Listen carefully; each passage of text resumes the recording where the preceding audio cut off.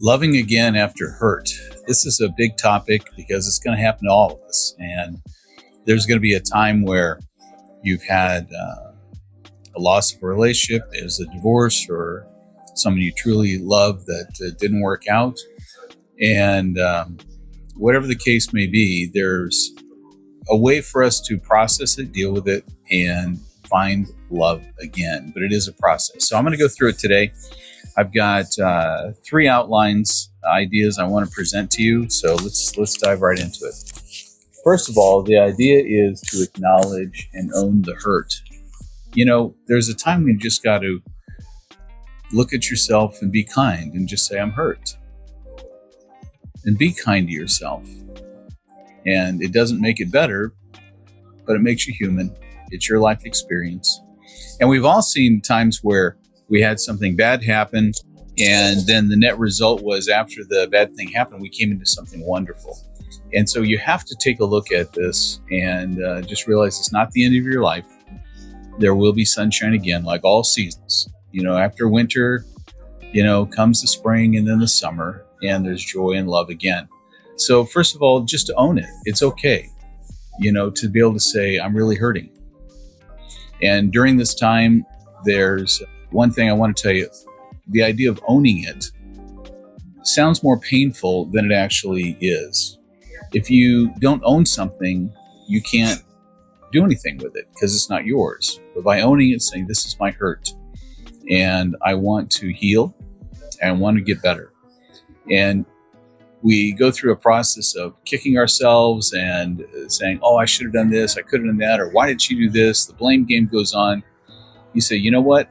The season of my life, this really sucks. And getting through it is critical. Now, I haven't mentioned this before, but I do private coaching, and I do a lot for the guys who are looking for improving their issues with nice guy issues. If you've read Glover's book, No More Mr. Nice Guy, I'm one of his certified coaches. But a lot of times I deal with guys who are in the middle of divorce or breakup, and they're trying to make good decisions when you're in not a great emotional space, or just simply finding the healing in working on themselves. This is the key thing at this point to do. Be nurturing yourself, work on yourself to build yourself up, to be strong, resilient, to acknowledge what it is, and not more, but not less. But at the same time, the way you nurture yourself is getting to the gym. That'll affect your physiology. That'll take your emotions and your moods and tie them into a more positive place. And we all need that as men anyway. We need to be lifting weights. We need to be doing our cardio, and that'll help your development and your healing process.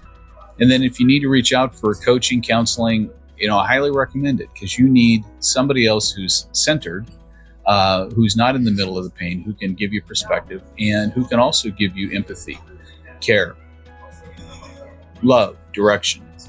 And so I highly recommend that. So first thing in a hurt is simply to acknowledge and own it. Second question we have to ask ourselves is, am I ready to love again? This is something I find when guys are experiencing extreme hurt, they've had a breakup, they've had a loss, they immediately think the quick fix is just find another one, get one some to fill the gap. And there's a couple of problems with this. One, they're thinking it's a way to cover up the pain, and as if it'll just go away. The second problem with it is they end up projecting onto whatever girl they're dating everything that they loved about the last one that they lost, or the things they hated about the last one, and you're almost looking for it. Oh, she did that. Oh my gosh, you're just like the other one. And women do this to us too, but we want to make sure we're not doing it. The aspect of projecting onto somebody else, either good or bad, or if you really had a great relationship, you're trying to fill it in or replace it. No one's going to live up to the fantasy you had in your mind about the great times and exactly the things that were done. So this is something to acknowledge, that when you're hurting, may not be the best time to find the next long-term relationship. Some guys go right into it and just say, this is a temporary one. It's just to give me some company, give me a distraction, just to feel good. And there's a place for that too, and that's okay, as long as you are aware of where you are in your healing process, that you're truly not ready for another long-term relationship, because you still feel the emotional weight and pain of that loss. If you're dealing with the emotional pain of the loss, you're not ready for another long-term relationship, because you're, instead of dealing with you, getting you fixed, getting you solid, so a whole man can then find a whole woman, and the two of them can then be loyal and capable of developing the kind of relationship that you really want for the long term. The third thing I'm going to tell you is this quote that I've said many times before: if it's in your heart, it's already yours. What do I mean by that? If you are not done with romance, part of you wants to have a loving romantic relationship, it's still the desire in there, then it's out there for you at some point. You got a lot of years of your life ahead of you. You're not going to be alone all your life. And so just have the faith that because it's still a desire in your heart, that you will have it again. Now, obviously, it's a desire. We want to hurry that process up and get back into those warm emotions. But again, when you're whole and healthy, then you can start looking for the long-term one without it being the filler, the salve, the codependent, where you just need somebody because you need somebody. And now it comes from a place of neediness rather than whole and objective and really looking for a long-term partner, not because you need one, but because it'd be pleasant. It's the desire of your heart, and trying to find a woman who's in that same place. So let me give you some thoughts on that. First of all, you have to believe that you're worthy of love. A lot of guys start feeling this rejection as if it's them, that they're not lovable. And that is not the case. There is someone for you, and somebody very special for you. You are lovable. There are always elements in our personal growth as men. We want to improve who we are, to be more attractive, strengthen ourselves up so we come from a place of confidence and calm to really be the man for her, where you're able to be that strength, the calm, and the one that allows her to feel the safety and relax into you. The greatest gift a man can receive is when he has presented himself in a way that the woman can take a breath and lean into him and relax into him and feel like here's a safe place. This is a good man. He is the castle walls. I can lean on him, and I can feel safe. And then she can enter into her feminine, like that flower when it blossoms and open up. You can smell the fragrance of the feminine. It's so tender and precious. And it only comes to a special place when you're able to provide her with a sense of protection and safety, and that you are strong. And so getting there and getting healthy is the first thing.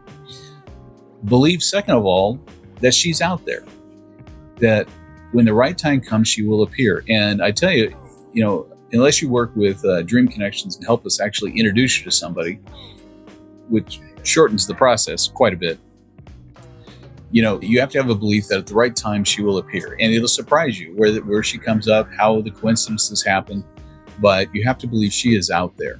And of course, at Dream Connections, we'd love to introduce you to your future wife. We have ladies, obviously Slavic ladies and Thai ladies, that are also looking for their life partner, their man.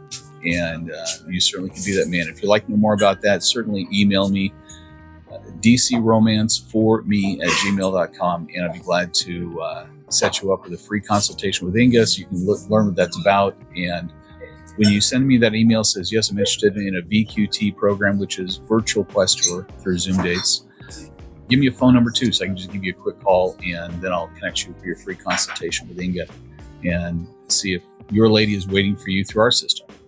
The last one is when you're ready and you're healed and you're ready to be open to her coming into your life, have a clear picture what that looks like. One of the exercises I've done for years, and I'd done this for myself years ago as well, is to imagine a day in the life 5 years out when you're with this person. And the reason I say that is because in the early days, you're all scintillated with beauty and, oh my gosh, it's a pretty girl. And you have this thing. But imagine you've just created this great relationship with this person. You've been together 5 years. You know who she is. You're comfortable with who she is. You're comfortable with her being beautiful. What does a day in your life look like? And I encourage you to write this out, journal it with your hand and handwriting if you can. If not, type it out.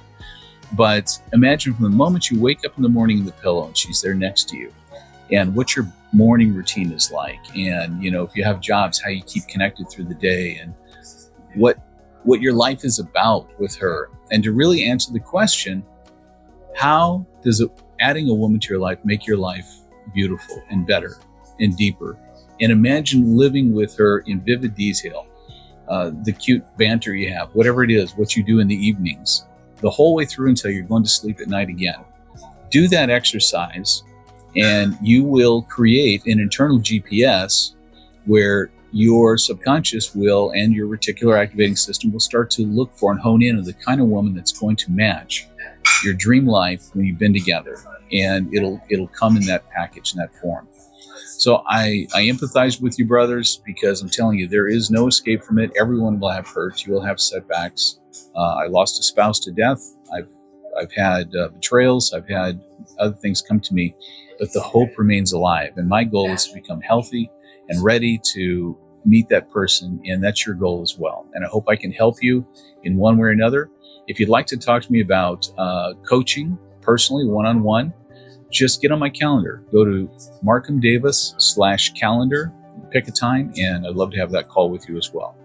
I hope this is helpful. I love you, my brother. Be encouraged. If it's in your heart, it's already yours. Talk to you in the next one.